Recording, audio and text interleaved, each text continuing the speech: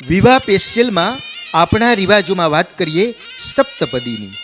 લગ્ન મંડપમાં કન્યા પોતાના પતિ અને 7 વચન આપે છે, જેને સપ્તપદી કહેવાય છે.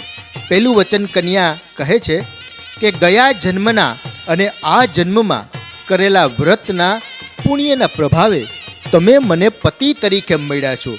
હું તમારા લાંબા આયુષ્યની કામના કરીશ અને સૌભાગ્યના શણગાર ધારણ કરીશ.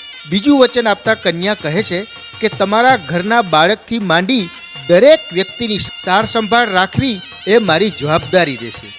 ત્રીજું વચન આપતા કન્યા કહે છે કે આજથી હું તમારા અને તમારા ઘરની મર્યાદાનું પાલન કરીશ.